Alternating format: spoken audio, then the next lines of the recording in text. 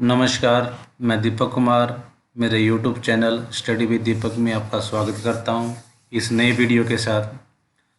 आज का हमारा ये जो वीडियो है ये हमारी जो हिस्ट्री की बुक है 10th की, उसका दूसरा चैप्टर है भारत में राष्ट्रवाद। उसका लेक्चर नंबर ये 1 है। तो बड़ा ही इम्पोर्टेंट ये लेसन है आपकी थ्योरी के लिए और मैप के लिए भी, क्योंकि आपके जो 6 नंबर का जो मैप आएगा वो 3 मार्क्स का आपका हिस्ट्री में से आएगा और 3 मार्क्स का आपका जो ज्योग्राफी है उस जो बुक में से आएगा। लेकिन ये इम्पोर्टेंट इसलिए कहना चाहूँगा कि इसका जो 3 मार्क्स का जो नंबर है हमारे मैप के लिए वो सबसे ज़रूरी क्यों है कि ज्योग्राफी की जो सारे हमारे चैप्टर उसमें से आएगा, लेकिन जो हिस्ट्री में से सिर्फ और सिर्फ इसी चैप्टर में से जो 3 मार्क्स हैं वो आएंगे। तो इसलिए भी ये इम्पोर्टेंट है। दूसरा, इसकी थ्योरी के हिसाब से अगर देखा जाए तो बड़ा ही हम कह सकते हैं इम्पोर्टेंट चैप्टर को हम इसको मान सकते हैं, क्योंकि इसमें से एमसीक्यूज़ के साथ साथ वो तो आ ही आएंगे, शॉर्ट और लॉन्ग क्वेश्चन भी इसी चैप्टर में से आता है। और दूसरी बात ये कि अगर हमारा जितना भी फ्रीडम मूवमेंट रहा है, हमारा स्वतंत्रता संग्राम रहा है, खास करके उपनिवेशिक शक्ति के रूप में हमारा अंग्रेज़ों के समक्ष में, तो इसी संदर्भ में भी बड़ा ये इम्पोर्टेंट चैप्टर हमारा हो जाता है। तो लगभग इसका जो कार्यकाल है वो इस चैप्टर के अंदर हम देखते हैं तो लगभग हमारा जो पहली विश्व युद्ध से लेकर जब हमारा पहला प्रथम विश्व युद्ध हुआ था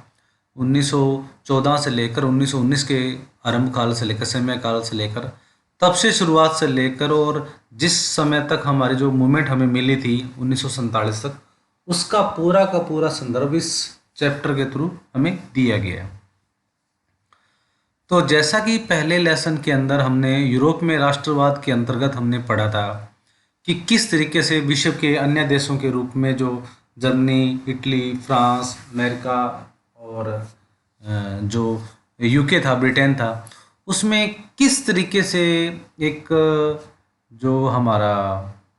फ्रीडम मूवमेंट था वो रहा था। उसी के संदर्भ में हमारा ये भारत में जो राष्ट्रवाद है उसका उदय किस तरीके से हुआ, किस तरीके से लंबी प्रक्रिया चलने के बाद हमें आज़ादी मिली। और ये तो हम कह सकते हैं कि जो 21वीं सदी के अंदर जितनी भी जनरेशन है या 20वीं सदी के बाद से लेकर उसके मध्यकाल से या बाद से लेकर वो 21वीं सदी के अंदर आप जो फ्रीडम देख सकते हो, तो आज उस फ्रीडम का जो असली मायने हैं वो इसी राष्ट्रवाद की बदौलत हम मान सकते हैं। तो इस चैप्टर के अंतर्गत हम ये पढ़ेंगे कि किस तरीके से हमारा जो भारत के अंदर जो उपनिवेशिक शक्ति के दौरान खास करके जो ब्रिटेन, इंग्लैंड के विरुद्ध हमने किस तरीके से हमारा जो स्वतंत्रता संग्राम है वो चलाया था, किस तरीके से लोगों के मन में अपने देश के प्रति देशभक्ति जो भावना थी वो जागृत है वो हुई थी, और जागृत होने के बाद किस तरीके से उन्होंने अपना जो मूवमेंट है वो चलाया था। तो अलग अलग इसमें मूवमेंट भी पढ़ेंगे हम, खास करके गांधीवादी जो नेता थे और जो भी हमारे मुस्लिम नेता थे, तो अन्य एक संयुक्त हमारा जो मूवमेंट था वो रहा था। लेकिन बीच मूवमेंट के अंदर हमारी कुछ राय थी वो राष्ट्रवाद के अंतर्गत या भारत की आज़ादी से लेकर कुछ कुछ पहलुओं पर हमारे जो हिंदू और मुस्लिम के अंदर जो सद्भावना की जो भावना थी वो हम कह सकते हैं कि वो अलग हो गई थी। वो भी एक सोची समझी साजिश मानी जा सकती है, और इसी सोची समझी साजिश के तहत ही भारत की जब आज़ाद हुआ था तो इसकी मूवमेंट हमारा एक राष्ट्र के रूप में चला था। लेकिन जब हमें आज़ादी मिली थी तो 2 देशों के रूप में हमें आज़ादी मिली थी। एक जब 15 अगस्त 1947 को जब आज़ाद हुआ तो हिंदुओं के लिए हिंदुस्तान और मुस्लिम जो लोग थे उनके लिए पाकिस्तान की जो नींव है वो रख दी गई थी।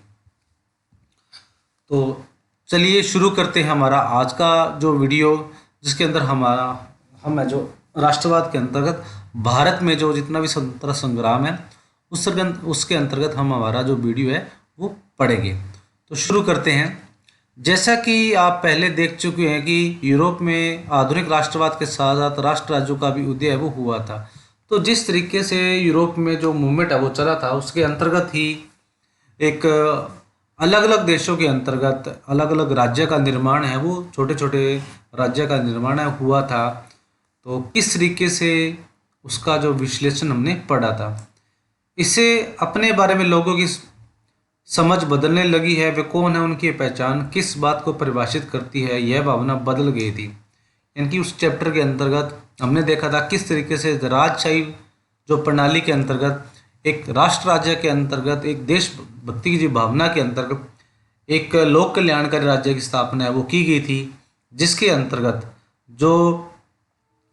पार्लियामेंट संविधान के अंतर्गत एक कानून का निर्माण करके एक लोकतांत्रिक या गणराज्य की स्थापना है वो की गई थी।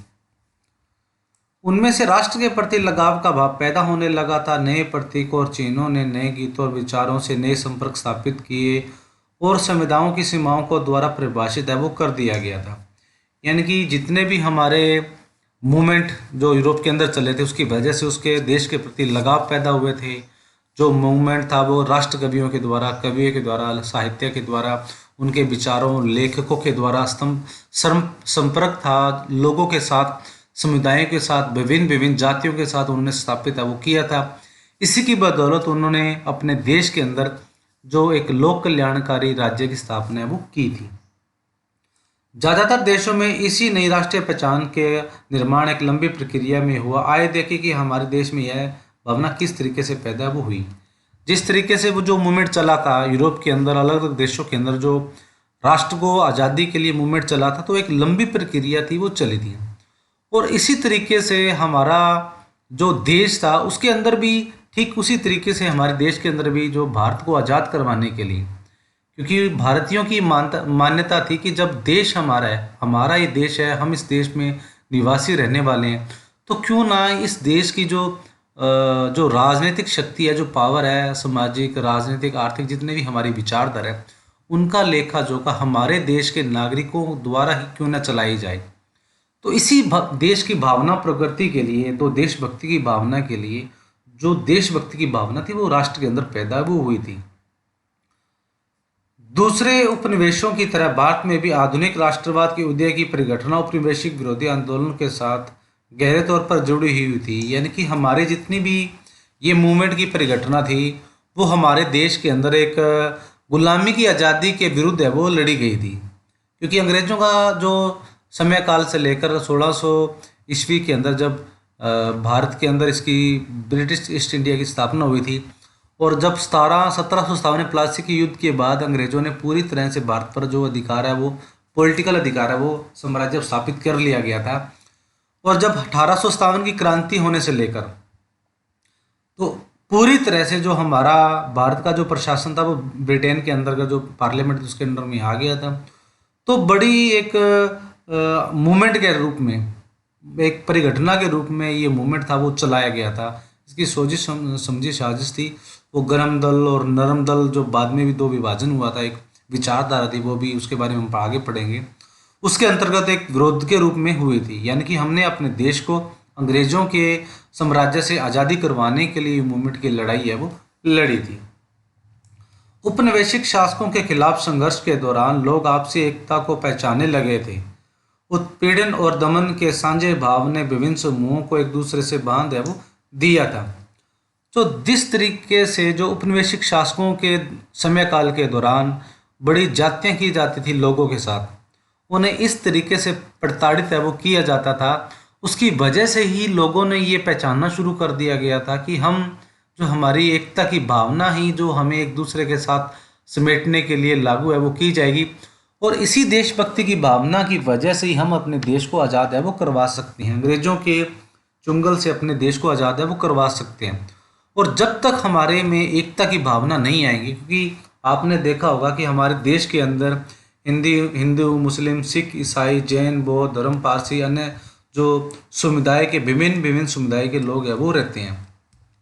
यानी कि विभिन्न संप्रदायों के लोग हैं वो निवास कर रहे हैं। और जब तक साझा प्रयास ना किया जाएगा सभी जातियों के द्वारा, जब तक साझा प्रयास नहीं किया जाएगा, तब तक हम आज़ादी की लड़ाई है वो नहीं लड़ पाएंगे और अपने देश को आज़ाद है वो नहीं कर पाएंगे। तो इसलिए एक दूसरे के जितने भी हमारे जो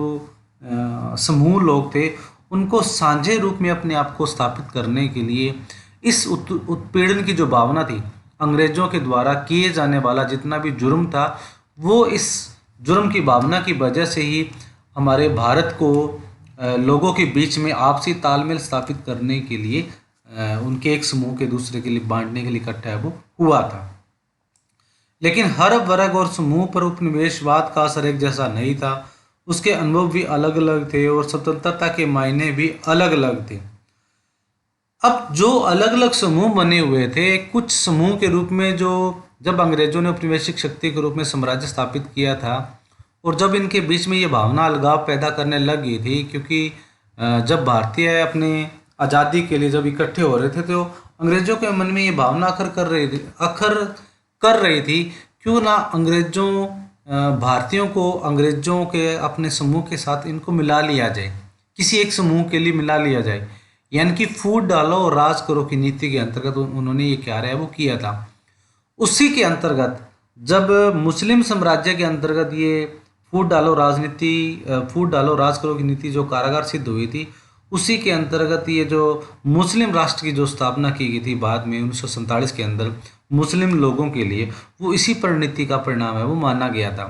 इसलिए इस स्वतंत्रता के लिए अलग अलग समुदाय के लोग जो स्वतंत्रता के अंदर पार्टिसिपेट कर रहे थे, अलग अलग समूह के लोग हैं, उनका जो मायने था वो अलग अलग था। अलग अलग उसका माइंड के अंदर उपनिवेशिक शक्तियों के अंतर्गत अंग्रेजों ने इसका जो मायने था वो अलग अलग निर्धारित है वो कर दिया था। महात्मा गांधी के नेतृत्व में कांग्रेस ने इन समूहों को इकट्ठा करके एक विशाल आंदोलन खड़ा किया, परंतु इसकी एकता में टकराव के बिंदु भी निहित थे। जैसा कि आपको पता है कि जब हम इस मूवमेंट के अंदर हम महात्मा गांधी का जो कार्यकाल है वो काफ़ी एक्टिव रूप से हम देख सकते हैं, और भारत के जितने भी हिंदू थे, मुस्लिम थे, सिख थे, ईसाई थे, अलग अलग समूह के जितने भी लोग थे, उन समूहों को यानी कि दलित लोगों को भी खास करके जो महात्मा गांधी ने जो पूना समझौता हुआ था हमारे अंग्रेजों के सोची समझी साजिश के तहत, जिसके अंदर महात्मा गांधी और भीमराव अंबेडकर के बीच में उन्होंने ये मान लिया गया था कि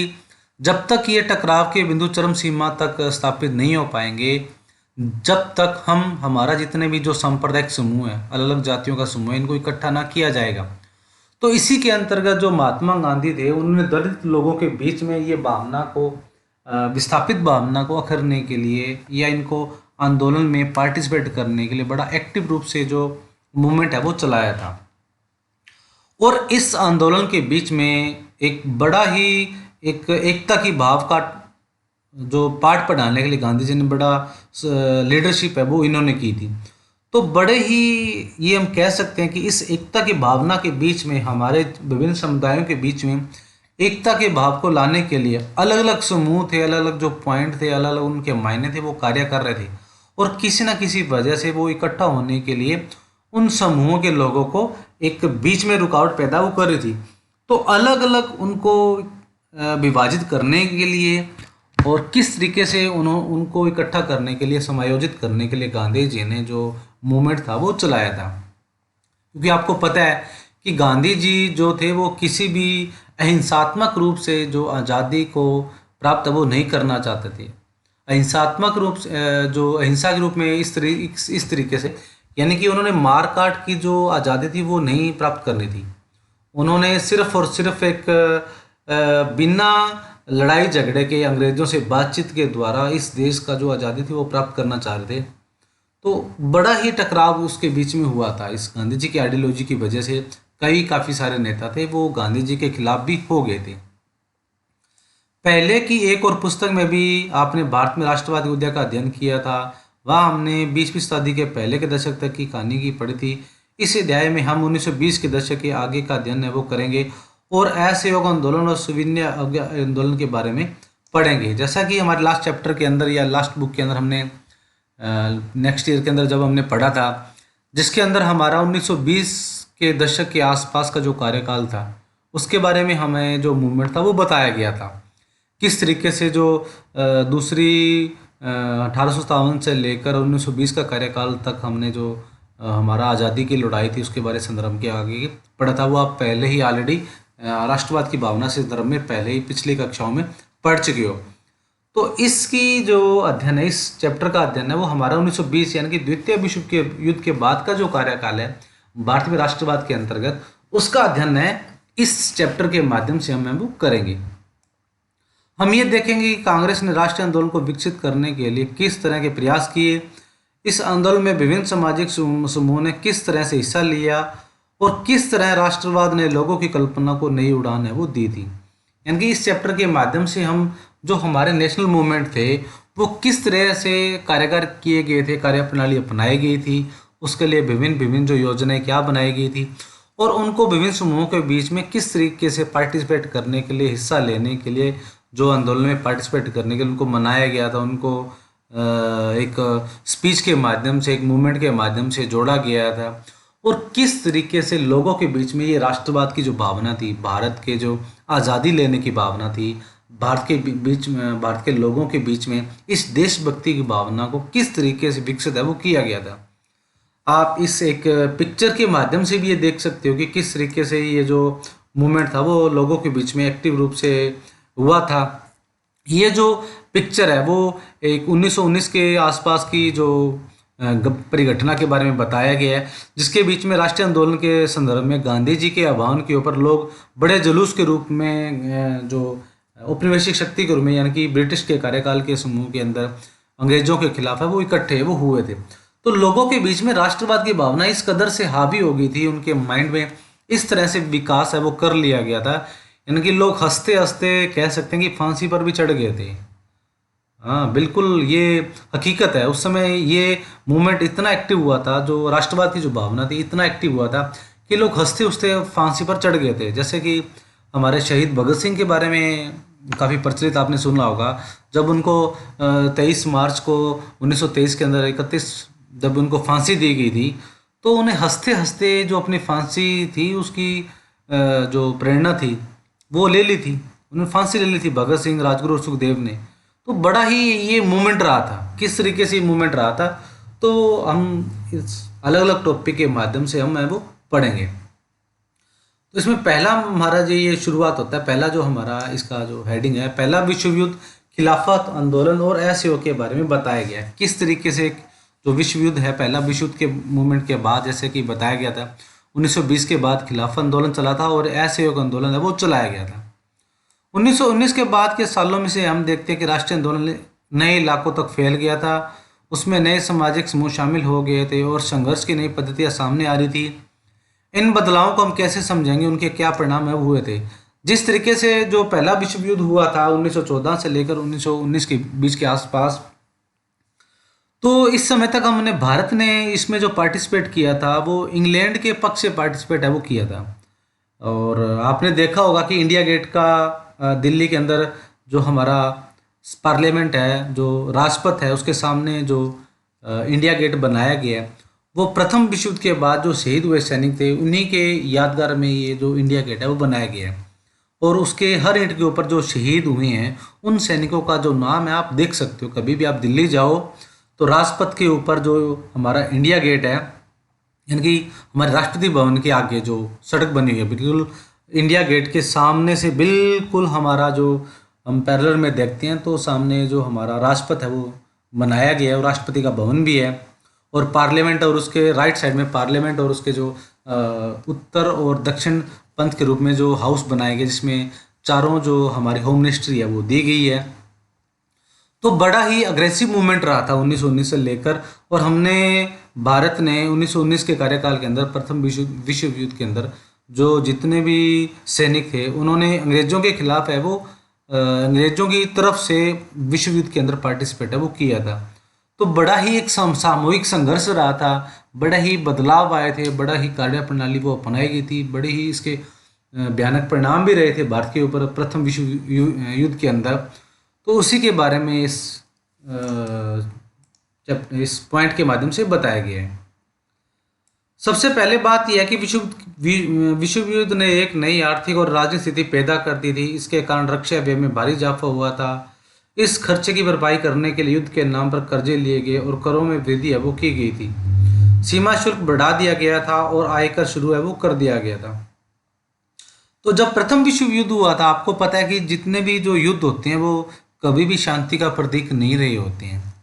और जब भी विश्व युद्ध लड़ने के बाद इनका आर्थिक, राजनीतिक, सामाजिक रूप से बड़ा ही भयानक है वो असर है वो देखा जा सकता है, बड़ी भयानक स्थिति आ जाती है। जब भी कोई एक विश्व के अंदर इस विपदा के बारे में जब आता है तो इसके बड़े सामाजिक और राजनीतिक आर्थिक परिणाम वो निकलते हैं। तो ठीक इसी तरीके से जब ये 5 साल जब विश्व युद्ध हुआ था, देश दो गुटों के अंदर विभाजित हो गया था, दूरी और राष्ट्रकूट के बीच में, तो उस समय क्या हुआ था कि एक बड़ी ही भयानक जो स्थिति है वो पैदा हो गई थी, क्योंकि रक्षा व्यय के ऊपर जो जितने भी हमारे रिसोर्स हैं, सैनिक रिसोर्स हैं, उन संसाधनों के ऊपर काफ़ी अधिक मात्रा में व्यय वो किया गया था। और इंग्लैंड का जो व्यय था वो जितने भी रिसोर्स के साधन थे उसका व्यय करने का जो उसके जो परिणाम स्वरूप जो भी उसकी जो स्थिति पैदा हुई थी उसका इजाफा करने के लिए, उसकी भरपाई करने के लिए उसने भारत के ऊपर काफ़ी अधिक मात्रा में जो संसाधनों का दोहन है वो शुरू कर दिया गया था, क्योंकि काफ़ी अधिक मात्रा में उसका जो व्यय था, रक्षा व्यय था, वो काफ़ी खर्च हो गया था। इसकी वजह से उसकी काफ़ी कीमतें बढ़ गई थी, करों में काफ़ी वृद्धि की गई, सीमा शुल्क जितने भी बढ़ा दिए गए थे, आयकर बढ़ा दिया गया था, यानी कि भारत के ऊपर काफ़ी अधिक संसाधनों का दोहन है वो शुरू कर दिया गया था।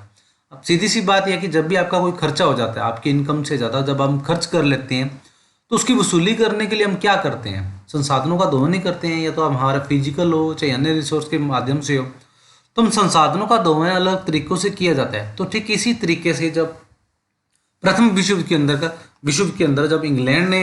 इसकी जो भरपाई करने के लिए संसाधनों का दोहन है वो शुरू कर दिया गया था, भारत के अंदर काफ़ी अधिक मात्रा में कर्जे लगाए गए थे, उसकी मात्रा बढ़ा दी गई थी, वृद्धि की गई थी काफ़ी अधिक मात्रा करों के अंदर। तो बड़ा ही औद्योगिकरण का जो ये फ़ायदा जब इंग्लैंड उठा रहा था तो उसका दोहन करने के लिए, संसाधनों का दोहन करने के लिए उसका जो उपयोग भारत में कर रहा था।